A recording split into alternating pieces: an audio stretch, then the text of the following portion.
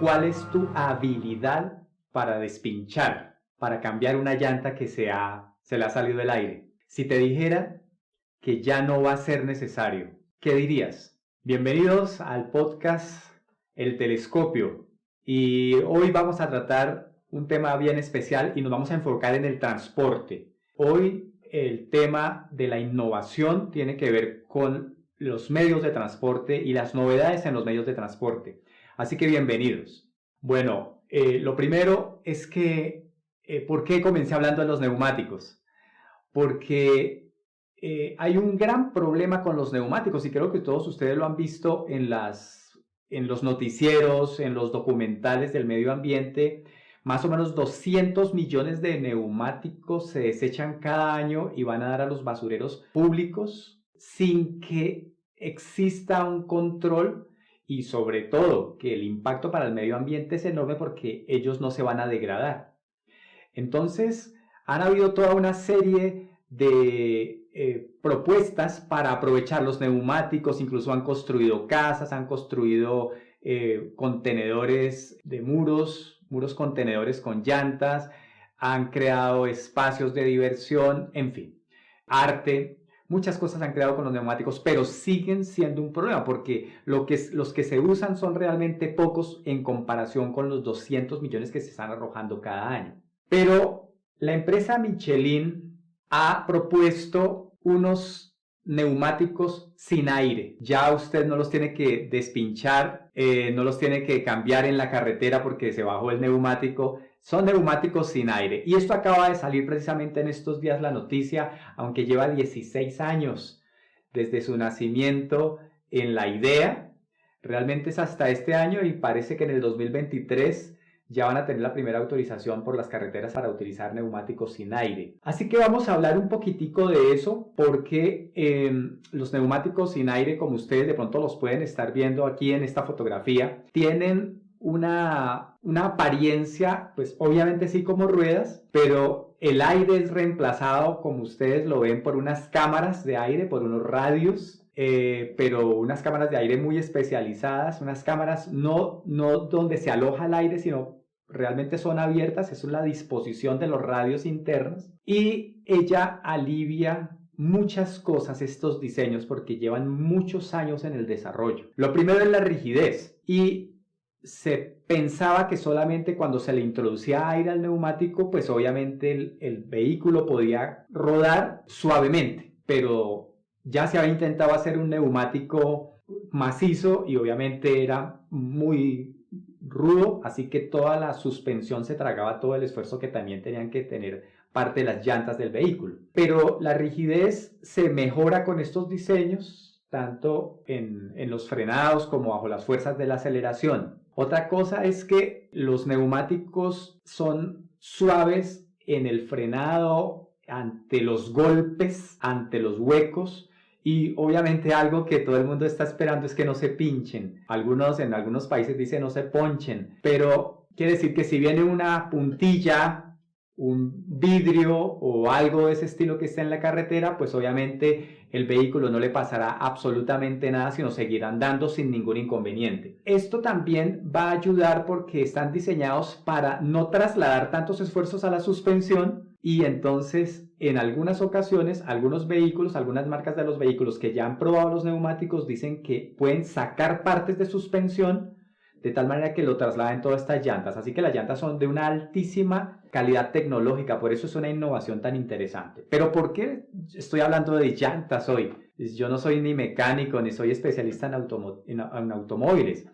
Bueno, porque este se convierte en una innovación súper importante, no solamente para el punto de vista ambiental, para no desechar los 200 millones de llantas, sino por otras cosas que son interesantes. Bueno, lo primero, la innovación escucha un problema sentido del público, un problema ambiental, un problema, las personas tienen que cambiar neumáticos progresivamente porque se desgastan. Si no están bien balanceados, si no están con el aire adecuado, se van desgastando más rápido, se calientan. En fin, hay muchas razones que las personas tienen en contra de las llantas, y es interesante cuando un emprendedor, cuando una empresa comienza a escuchar eso de su público y entonces quieren mejorar el producto. Esto es importante, así que hoy con las llantas simplemente hago un ingreso a lo que debe ser una empresa emprendedora. Hay una importancia en esto porque cuando se comienza a pensar en desarrollar un cambio completo del paradigma, las llantas tenían que estar llenas de aire. Dicen, bueno, vamos a mirar unas llantas que no estén llenas de aire a ver qué sucede. Se comienzan a enfrentar con una serie de inconvenientes, pero hay algo interesante aquí y es que estas llantas requieren menos energía y menos materia prima para su fabricación. Y esto es importante, pero también Michelin asegura que las llantas podrán durar 3 veces más, así que el impacto ambiental será mucho menor para este planeta que tanto lo necesita. Y tenemos entonces esa situación que pues obviamente vemos un emprendedor haciendo cosas, solucionando no solamente desde un punto de vista con su emprendimiento, con su innovación, sino cambiando completamente los paradigmas del mundo, porque en muchas ocasiones nos acostumbramos y pensamos que las cosas deben ser así.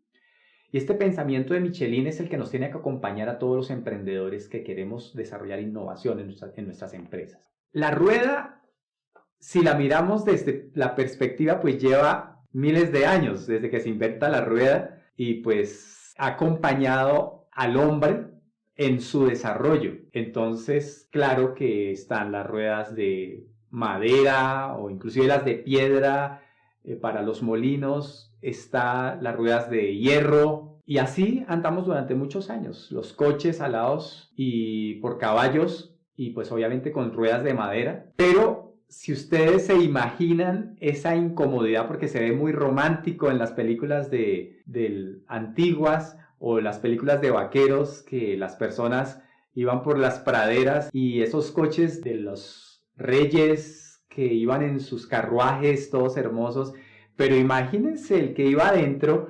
sintiendo ese golpeteo continuamente. Ese viaje no debió ser muy agradable. Así que llega un momento que alguien dice, no, pues coloquémosle goma a las ruedas. Y sí, exactamente, le colocaron goma alrededor de la rueda, la pegaron ahí, pero aunque sí era un poco más cómodo, realmente se trasladaba todo ese esfuerzo al pasajero y pues realmente no aportaba mucho y sobre todo que la goma se desgastaba rapidísimo. O sea, la producción de esas llantas era como colocarle herraduras a un caballo o como usar las suelas de los zapatos. Se desgastan rápidamente, así que tocaba reemplazarlas muy rápidamente y las personas desestimaron ese invento, dijeron eso no sirve para nada, realmente la madera está durando más o el hierro alrededor, pues finalmente era algo mucho más durable, la goma no aportó nada, excepto que partiendo de esa idea, una persona que se llama Charles Goodyear, que ustedes saben de los neumáticos Goodyear, inventó un proceso que se llama la vulcanización, entonces él cogió esa goma, le adicionó azufre, presión más calor y produjo el caucho vulcanizado. Y ese caucho vulcanizado pues ya duraba más. Entonces ya usted le podía poner una banda alrededor de la rueda y ya duraba. Y esto fue un avance muy importante en la industria de la llanta. Solamente que, como ya les decía, aunque bajaba un poquitico toda esa vibración, esos impactos, realmente los viajes eran muy incómodos. Así fue durante mucho tiempo. Esto continuó hasta que alguien patentó una llanta que estaba llena de aire. Y este señor se llamó Robert W. Thomson. Robert W. Thomson en 1841. Él la patenta en su idea, pero finalmente no la produce. Pero hay alguien que le gana la patente después con algo muy creativo y aquí quiero decir algo que tiene que ver con los productos mínimos viables. Y es que el producto mínimo viable debe ser barato, a bajo costo, fácil de que las personas capten la idea, la capten, pero no hacer grandes inversiones para que este señor Thomson pudiera producir la llanta que él se imaginaba, se requería hacer una fábrica, generar una cantidad enorme de maquinaria para poderla producir, así que él se quedó en sus ideas. Pero vino alguien que se llamaba John Boyd Dunlop, de los neumáticos Dunlop. Y este hombre, su hijo, iba a la escuela en un triciclo, probablemente esos más grandecitos. Acuérdense que las ciclas comenzaron siendo esos aparatos grandotes, con ruedas de acero, ¿sí? Ruedas de acero. Y este hombre lo que hizo fue algo muy sencillo. Él cogió un tubo hecho de caucho, y ese tubo con una bomba de las que nosotros conocemos, probablemente muy antigua, él lo que hizo fue inflar ese tubo, lo recubrió de lona y se lo pegó a la llanta de acero, y le dijo: hijo, hágale para el colegio, váyase para el colegio. Así que el hijo se fue, obviamente me imagino que bajo supervisión de él, y al hijo le fue bien. ¿Qué tal? ¡Excelente! Y entonces todo el mundo veía eso y comenzaron a observar que no producía vibración. Así que este señor Dunlop ya no fue solamente una idea, sino que su producto mínimo viable, algo que el mercado estaba viendo, estaba evaluando, estaba juzgando, las personas comenzaron a aceptar ese producto. Por eso después hubo una lucha muy complicada de las patentes, porque este también lo patentó y después le dijeron: no, usted no puede patentar una llanta llena de aire porque eso ya fue patentado por un señor Thomson. Pero finalmente se lo dieron a Dunlop el crédito. Y obviamente ya después se produjeron llantas, porque ya el concepto existía, llantas con el neumático. Antes no eran las Sellomatic, sino era una llanta de caucho, pero con un neumático que era el tubo que él tenía lleno de aire, y así comenzaron a funcionar. Este tuvo otra idea bien interesante, y es que antes las llantas eran blancas. De pronto ustedes se acuerdan, en los vehículos las llantas eran blancas. Aquí se produjo el caucho negro finalmente, y el caucho negro tuvo un enorme beneficio, porque él absorbía los rayos ultravioleta, y entonces las llantas no duraban mucho más. Así que esta invención fue espectacular. Todo eso ha tenido que pasar en las llantas, y es algo que de pronto nosotros no sabemos.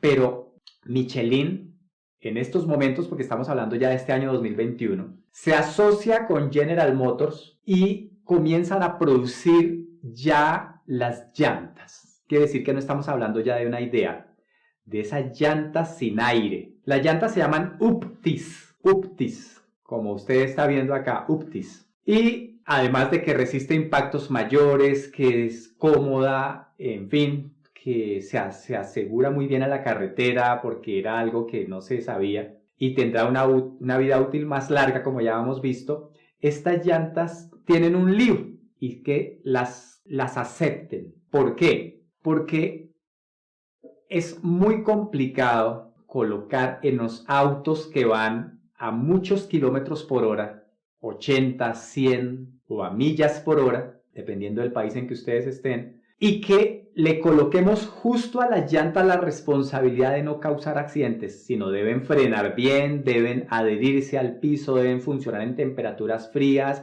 y cálidas, deben funcionar en invierno, deben funcionar en verano, deben funcionar en el agua, cuando hay charcos de agua, todo eso. Así que las Uptis comienzan a ser aceptadas, en este caso por algunos países, y en la feria, digamos, del automóvil en Múnich se tuvo la primera exposición de las llantas, y esta presentación de las llantas se la mostraron a muchos expertos, inclusive algunos los probaron. Hay videos que ustedes ven las Uptis funcionando, y hay videos de un súper especialista que la persona dice: ¿sabe qué? Me monté en el carro con la expectativa de que las llantas iban a ser distintas, y resulta que es como manejar un carro normal.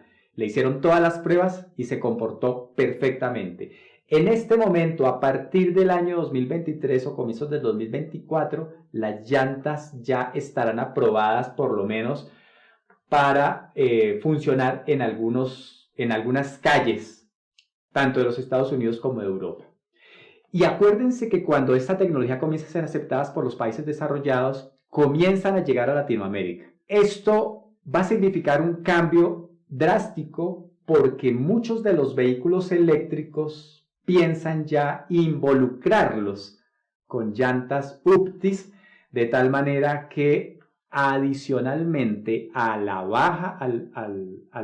bajo consumo de energía, al uso de baterías para ser amigables con el planeta, pues obviamente tendrán llantas también amigables con el planeta. Esta es la primera noticia que quería compartir con ustedes. Llantas en aire, ya no va a ser necesario el gato, el hidráulico, para poder cambiar su llanta, ni que usted se ponche o se pinche en las carreteras, ni que tenga que hacer el curso de cómo cambiar llantas. Tranquilos, esto funciona de una manera distinta. Muy bien, pero como estamos en la parte de transporte, quiero meterme con un tema que a mí me ha parecido emocionante desde que yo lo conocí, que es el de los taxis. Los taxis, pero unos taxis especiales, los taxis voladores. Mientras que las calles están atestadas de taxis y de Uber y de, bueno, en fin, de todas las plataformas, Cabify, en fin, pues están los taxis voladores comenzando a llegar al escenario del mundo. Y uno cuando se mete dice, hay alguien inventando un taxi volador. No, la idea es de hace mucho tiempo. Acuérdense que viene desde las películas de ficción, desde los supersónicos. No sé, los muy jóvenes no saben qué son los supersónicos, eran una familia que vivía en el futuro, y entonces los taxis voladores. Así que los taxis voladores vienen en la mente del hombre hace mucho tiempo realmente, pero hasta este momento es una tecnología decepcionante porque no ha salido. Sin embargo, hay muchísimas empresas desarrollando taxis voladores, tanto en Estados Unidos como en Europa, como en Asia. Sobre todo los chinos tienen ya desarrollados unos taxis voladores muy interesantes. Estos taxis voladores tienen una sigla que es EVTOL. EVTOL, como ustedes lo están viendo precisamente en la palabra, y significa aviones eléctricos de despegue y aterrizaje vertical.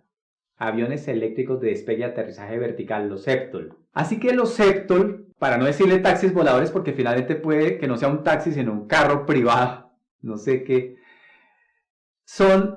vienen uniendo tecnologías, no solamente de la aeronáutica, sino también de los drones. Y al juntar esas tecnologías, pues encontramos un vehículo con menos piezas y con una forma diferente, porque pareciera que fuera un helicóptero, pero con más aspas y más pequeñito. Normalmente hay taxis de estos que los prototipos son monoplazas, o sea, solamente una persona, pero también hay hasta 4 plazas en este momento y probablemente haya además. Esa partecita sí no la tengo. Algunos expertos dicen que realmente la intervención de taxis voladores, por lo menos en las grandes ciudades del mundo, será hasta el año 2030. Quiere decir que todavía nos quedan unos 9 años, 8 años, un poquitico más, para que la tecnología esté completamente aceptada y validada. Pero esto ya es un avance. Entonces uno dice, todavía están en diseños. No, ya están volando. Ya están volando. Y esto es muy interesante, ya los vamos a ver precisamente ahorita, les comparto algunas de las fotografías. Ok, lo primero es que ellos dependen de baterías como cualquier dron, y se ha logrado hasta este momento las baterías que logren volar más o menos media hora, y lo que se intenta, que está detrás obviamente las grandes investigaciones, es desarrollar baterías de litio que tengan la posibilidad de aumentar el tiempo de vuelo y obviamente con esto también la seguridad de los vuelos en los taxis voladores. Ok, estas baterías han permitido volar espacios más o menos de 110 kilómetros, así que las pruebas indican que son viables. Algunas pruebas hechas en Alemania, por ejemplo, han desarrollado vuelos hasta de 300 kilómetros, y esto ya da expectativas porque como la tecnología es exponencial, pues obviamente tenemos o vamos a tener baterías de más larga duración y los vuelos van a poder durar más en el taxi volador. Eso quiere decir que van a poder desarrollar vuelos bastante largos en muy corto tiempo. También una parte que viene en conjunto con el eVTOL, con los taxis voladores, es, bueno, ¿dónde vamos a aterrizar estos taxis voladores? ¿Será que en la calle, como vienen ahorita, o en ciertos sitios? Entonces realmente son los sitios que entonces ya uno se acostumbra a un lenguaje diferente. Acuérdense, los eVTOL, que son los vehículos voladores, eVTOL, pero también existen los vertiports, que son los parqueaderos de esos taxis que ya se están diseñando. ¿Y por qué? Porque esos parqueaderos, los vertiports, tienen que tener estaciones de carga y estaciones para que lleguen los pasajeros y estén allí y pues obviamente puedan desplazarse a los sitios donde ellos tienen sus trabajos. O si son los edificios que tienen un vertiport, pues obviamente que las personas lleguen en el taxi y pues bajen a trabajar a sus oficinas. Quiere decir que ya las personas no entrarían por debajo del edificio como nosotros hacemos y subimos en ascensores, sino que llegaría uno por la terraza del edificio y bajaría por los ascensores a su oficina. Miren que todo comienza a cambiar. Esto es importante porque con la tecnología vienen grandes cambios, no solamente de mentalidad, sino de la configuración de las ciudades y de todo. Los eVTOL o los taxis voladores, digámosles así ahora, tienen unas ventajas interesantes. Lo primero es que son más silenciosos, por ejemplo, que un helicóptero que hace tanto ruido. Usted no puede hablar al lado de los rotores de un helicóptero porque no se escucharía. Estos son más silenciosos y entonces disminuye esa aprensión del público a tener un helipuerto cerca, porque cada vez que un helicóptero va aterrizando, pues hace tanto ruido que interrumpe todas las comunicaciones alrededor por el ruido que hace y por la turbulencia de sus aspas. Entonces, aquí ellos prometen más silencio y si el taxi volador va volando de frente, prácticamente se convierte en silencioso. Así que no vamos a tener que escuchar esos aviones o esa cantidad de ruido que ejercen los aeronaves actuales, sino algo más silencioso.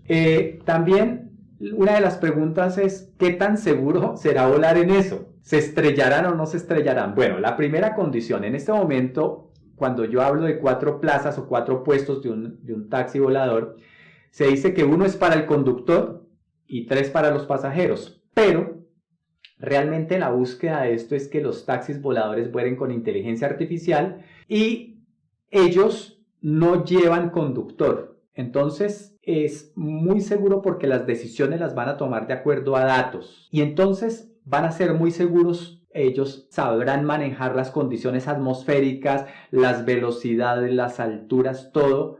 Y esto es muy importante, no les puede dar infartos, no, nada, esto va a ser muy seguro.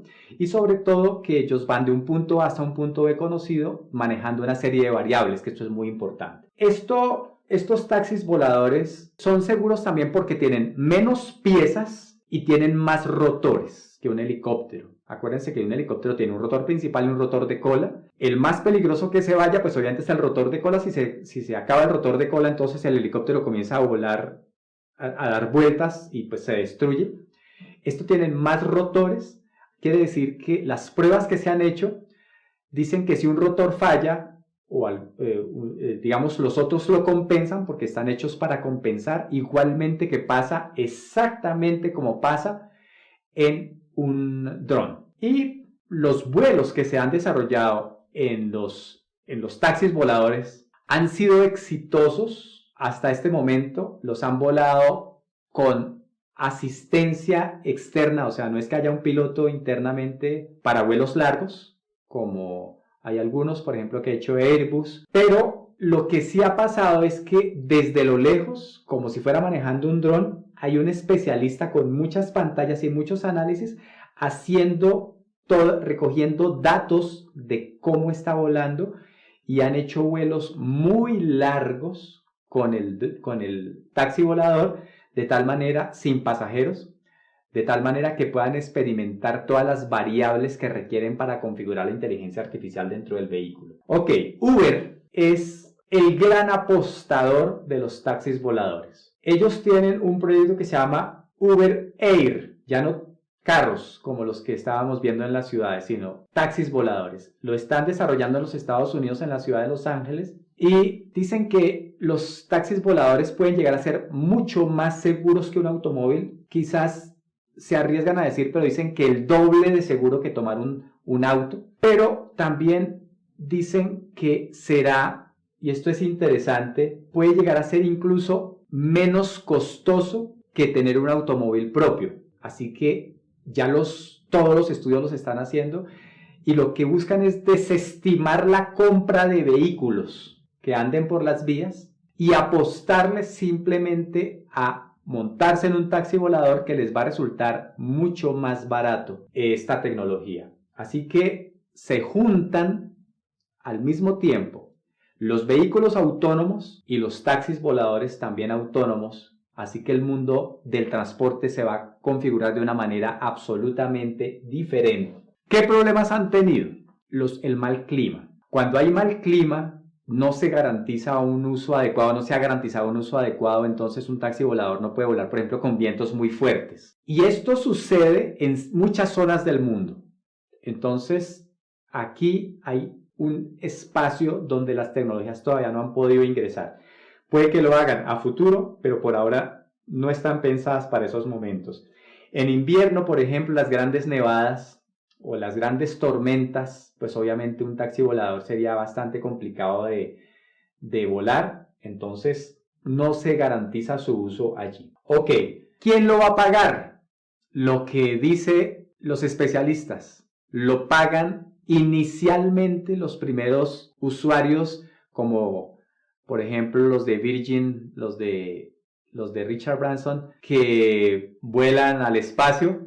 Pues básicamente también es lo mismo, pagan unas grandes sumas de dinero los primeros y son los primeros realmente los conejillos de Indias, los que quieren volar en un taxi volador. Ellos van a pagar costos altos, pero después finalmente se va a democratizar eso para que cualquier persona los pueda llegar a utilizar. ¿Cuánto se demora en llegar las tecnologías a Latinoamérica? Bueno, algún tiempo, porque principalmente si son tecnologías basadas en inteligencia artificial requieren datos y obviamente eso se va a demorar un tiempo. Pero finalmente va a llegar. Así que lo que quiero es mostrarles un cambio en este tema del transporte. Muy bien, y sigamos entonces con el transporte ahora, con el tercer tema del transporte, y para eso me quiero referir a las carreteras, a las vías. Y es que las vías son tan antiguas finalmente, tan antiguas, que finalmente permitieron el comercio y la expansión de los imperios. Por ejemplo, el Imperio Romano se les adjudica no solamente tener una gran cantidad de vías que aún en este momento existen, algunos de pronto han caminado por ellas allá en Europa y en Asia, pero no solamente eso, sino que ellos encontraron la tecnología para que sus ingenieros diseñaran carreteras, y esto fue vital. La vía más larga que construyeron ellos fue unir sus caminos con la ruta de la seda y tener una ruta por caminos desde el puerto de Cádiz, allá en España, hasta Shanghái, en China, más o menos unos 12.800 kilómetros. Esto es increíble, los tipos eran espectaculares. Y por esa vía se comerció durante muchos años, muchísimos años, se utilizó la vía romana y la ruta de la seda. Pero, ¿por qué vengo a hablar de vías? Yo no soy ingeniero civil. Bueno, porque probablemente se vayan a acabar también. Y es porque hay una tecnología impulsada inicialmente por Elon Musk y posteriormente acogida por Virgin, por Richard Branson, que se llama el Hyperloop. El Hyperloop es el que ustedes están viendo aquí. El Hyperloop es un túnel no ferroviario, como por ejemplo los trenes, ahorita el último tren de China que de 350 kilómetros por hora, que son de levitación magnética, pero en este caso ya las cápsulas, unas cápsulas van dentro de un túnel que va a comunicar ciudades. Ese túnel tiene un semivacío, por decir algo. Ese túnel tiene una baja presión interna y se le inyecta aire a ese túnel para mantener, digamos, esa presión. Y la idea de Musk era, él tenía que hacer unos viajes entre Los Ángeles y San Francisco. Acuérdense que si ustedes de pronto han ido por allá, hay dos vías, una que va como por la costa, muy bonita y todo, pero que da muchas vueltas y demora mucho, y una vía más rápida, muy fea, muy desértica, pero en promedio se gastan 8 horas, más o menos un vuelo entre Los Ángeles y San Francisco es como de 1 hora y media más o menos, así que el tema no es que sea tan fácil, y él en esos atascos, porque realmente entrar a la ciudad de San Francisco o después de volverse de San Francisco hasta Los Ángeles es un lío, porque uno se gasta más en los trancones, en los atascos del tráfico que manejando. Él dijo, no, esto no puede ser así. Y él se inventó en su mente el Hyperloop. Debía haber algo que lo transportara a uno más rápido. Así que él lo que dice es que debe haber un medio de transporte que lo lleve a uno entre Los Ángeles y San Francisco, en vez de gastarse 8 horas o 1 hora y media en un avión, en 35 minutos. Y eso es el Hyperloop. La velocidad alcanzada hasta este momento son 1080 kilómetros por hora, pero se piensa llegar a los 1200 kilómetros por hora. Acuérdense que la velocidad del sonido es 1280, o sea, un poco menos que la velocidad del sonido. Eso es el Hyperloop y va a comunicar ciudades por ese túnel. En este momento, aunque Tesla y Hyperloop se han unido para generar la tecnología, es Richard Branson con Virgin que ha comenzado el desarrollo del túnel y ya mostró los videos de las pruebas del Hyperloop con personas adentro, ya en la primera etapa de un túnel de prueba, y la idea es construir túneles de propulsión y estaciones grandes en donde llegan muchas cápsulas de varios lados y se dividen para un lado y para el otro lado, haga de cuenta como estaciones, pero a unas grandísimas velocidades. Esto quiere decir que se acercan las distancias internamente, usted no tiene problemas, va como si entró a esta estación, se metió en la cápsula, ingresó al sistema, el túnel lo dispara, pero usted no siente nada. Usted va desarrollando durante unos minutos su trabajo y en unos minutos está en una ciudad absolutamente lejana, mucho más rápido que ir en avión. Les cuento, por ejemplo, que en Colombia ya hubo un estudio, porque la tecnología es open source, o sea, es abierta, y hay un estudio, en Colombia hay dos ciudades, la capital, que es Bogotá, y una ciudad que se llama Medellín, que queda mucho más al norte, y hay un estudio incluyendo, por ejemplo, 2 túneles físicos en la tierra para poder atravesar ciertas dificultades, porque Colombia es un país muy accidentado por sus condiciones geográficas. Entonces hay que hacer 2 túneles para el Hyperloop, pero la idea es tener un Hyperloop, obviamente muy a futuro, y esto mismo podría llegar a pasar, por ejemplo, de Lima hasta Cusco, o de Panamá hasta David, o en fin, las ciudades que ustedes quieran en los diferentes países. Imagínense esa posibilidad enorme, y sobre todo que las tecnologías abaratan el transporte, y lo que nosotros conocemos en este momento como algo de mucho desarrollo, que es la aviación, se puede llegar a ver afectada con todas estas tecnologías que nosotros estamos viendo el día de hoy. Ok, lo que hemos visto básicamente, estas 3 noticias nos dicen que el mundo está cambiando, y les estoy mostrando simplemente un tema de transporte, pero les quiero avisar algo. Quiero en unos días traer un podcast con personas que están haciendo emprendimiento especial, un podcast muy especial que vamos a tener con un productor de vehículos eléctricos espectaculares para los grandes atascos de tráfico y para evitarse muchas cosas. Lo vamos a tener acá, no digo, estamos dependiendo precisamente de su agenda y de sus compromisos, pero ya nos dio vía libre para que nos acompañe en el podcast, porque queremos también ver el desarrollo latinoamericano en esto, y me parece que es súper importante. Solamente que los quiero acercar a lo que está pasando en el mundo, qué va a pasar en el 2030, cómo van a funcionar las llantas sin aire. Usted tendrá Hyperloop en sus ciudades.